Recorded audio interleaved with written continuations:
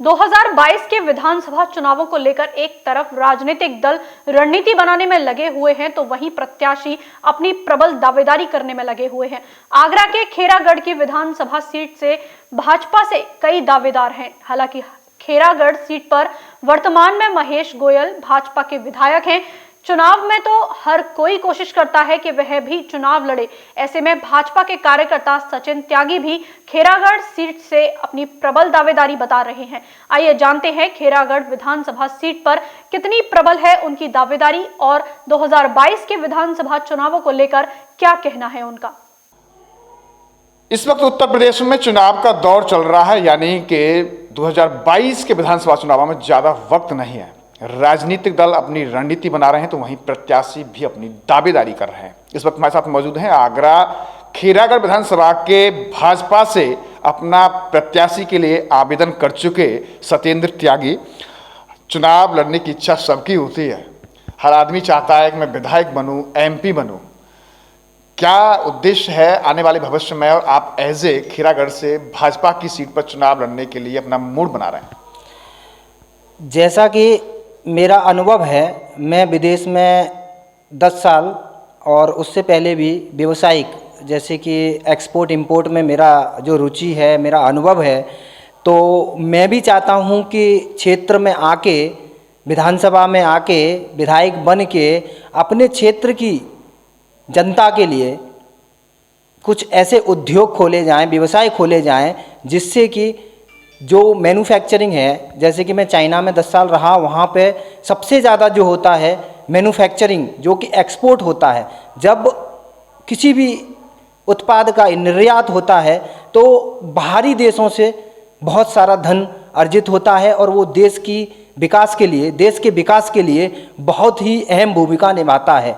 तो जब मैंने बाहर इतना काम किया, मोदी जी से मैं वहाँ मिला, प्रणब मुखर्जी जी गए, जब मैं मिला तो मेरे अंदर भी एक राष्ट्र भावना, देश भावना जागृत हुई कि क्यों ना मैं देश के लिए मैं भी कुछ बन के, मतलब विधायक बन के अपने क्षेत्र के लिए क्यों ना इंडस्ट्रीज़ का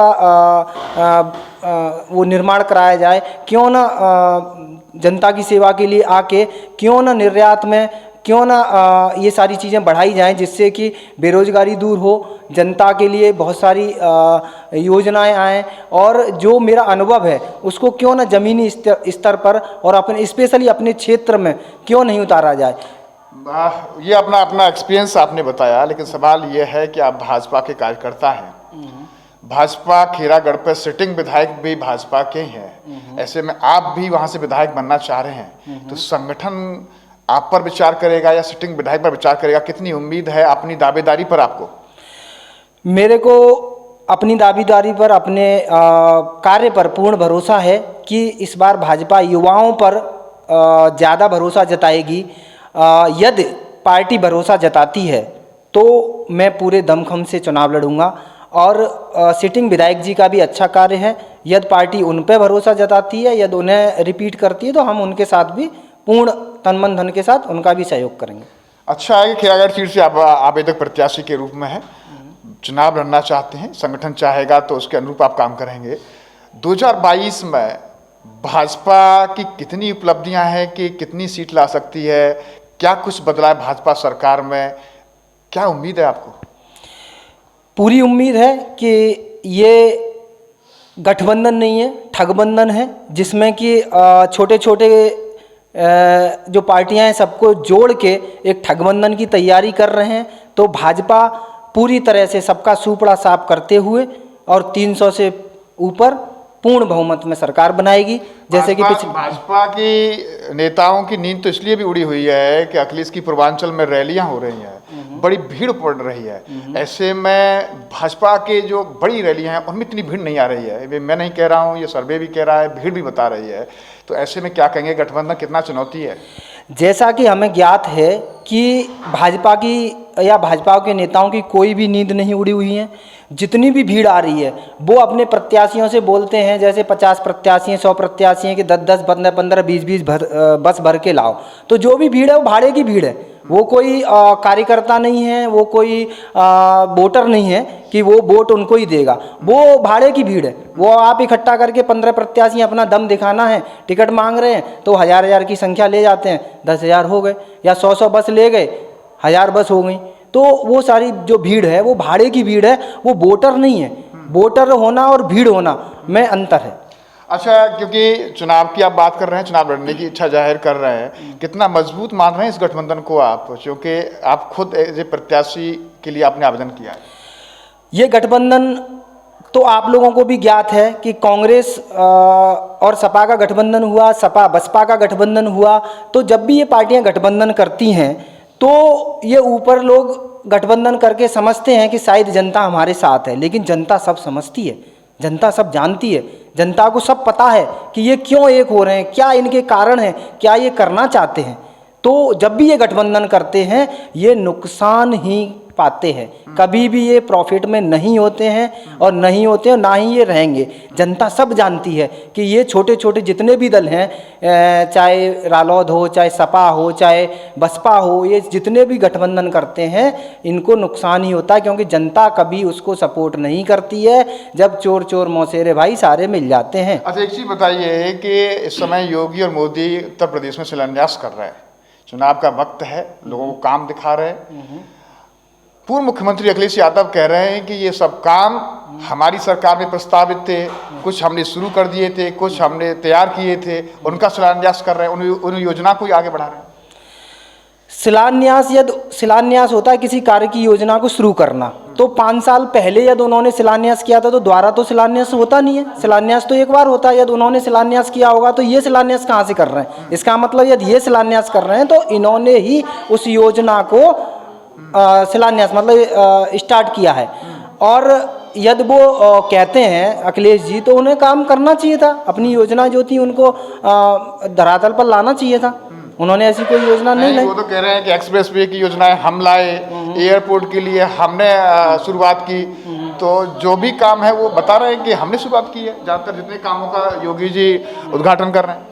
अब ये तो सब कहते ही हैं ना, ये तो जब कोई कार्य कर देता है तो ये तो सब कहते हैं, क्रेडिट लेना चाहते हैं ना।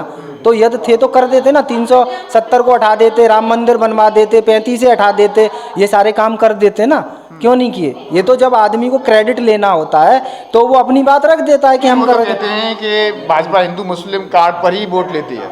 नहीं, ऐसा कुछ नहीं है। ये भारत माता की जय पर वोट लेती है कि जो भी व्यक्ति भारत माता की जय बोलेगा वो भारत देश का निवासी है, भारतीय है और भारत देश का हितैषी है। जो भारत माता की जय नहीं बोलेगा उसके लिए जरूर भारतीय जनता पार्टी विरोध करती है। अच्छा, क्योंकि आप आगरा से बिलोंग करते हैं, खेरागढ़ तहसील से, आप भाजपा के आवेदक प्रत्याशी के रूप में हैं, आपने आवेदन किया है चुनाव लड़ने के लिए।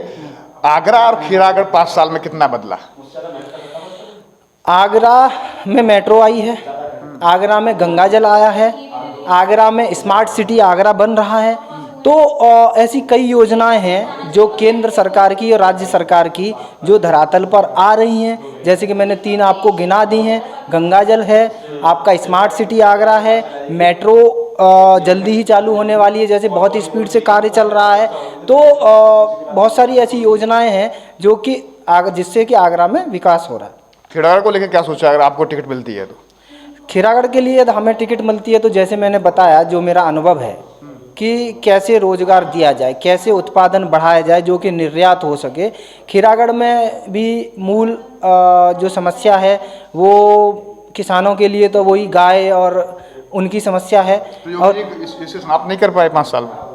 अब ये एक समस्या है, इसके लिए आपकी मुस्कान बता रही है कि इसमें असफल रहे हैं। नहीं, इसमें असफल रहे हैं, इसको मैं कहूँगा किसानों के लिए इसमें असफल रहे हैं। इस पर योगी जी इतनी समस्या को सफल नहीं कर पाए किसानों की कि तो आप बड़े दावे कर रहे हैं। हाँ, नहीं, इस बात के लिए तो मैं कहूँगा योगी जी यदि इतनी छोटी सी बात को इन्हें सॉर्ट आउट करना चाहिए।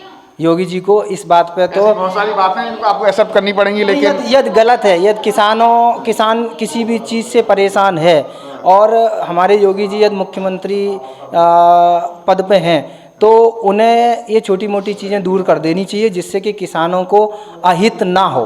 तो इसके लिए मैं कहूँगा कि यदि योगी जी पर ये बात ज़मीनी स्तर से है तो उन्हें इस समस्या को सॉर्ट आउट करना चाहिए। लेकिन मेरा व्यक्तिगत मानना है कि कहीं ना कहीं ये प्रशासन अधिकारी जो होते हैं वो गलत रिपोर्टिंग करते हैं मेरे हिसाब से, क्योंकि योगी जी ने बहुत सारी योजना लाई, गौशाला बनवाई और भी चीज़ें करी। तो जो अधिकारी होते हैं एसडीएम डीएम लेवल के, वो जहाँ तक मेरा व्यक्तिगत मानना है कि वो गलत रिपोर्टिंग ऊपर करते हैं कि धरातल की एक्चुअल स्थिति नहीं भेजते हैं। हाँ, एक्चुअल स्थिति नहीं भेजते हैं। यदि एक्चुअल स्थिति यदि योगी जी पे पहुंचती है तो योगी जी को ये चीज़ तुरंत सॉर्ट आउट करनी चाहिए, क्योंकि इससे किसान परेशान है, ठंड का माहौल है और किसान, आप भी यदि निकल के जाएंगे रोड पे तो किसान डंडा लेके खड़ा होगा, देसी भाषा में वो रात में ढोल रहा होगा डंडा लेके। तो फिर इस चीज़ के क्या मायने हैं कि आज भी किसान ठंड में परेशान हैं? योगी जी कहते हैं कि हमने आवारा गौवंश को व्यवस्था की है और आज तक वो धरातल पर नहीं दिख रहा है, फिर भी खेतों में गाय घूम रही हैं, गौवंश घूम रहा है, लोग परेशान हैं, फसल नष्ट हो रही है।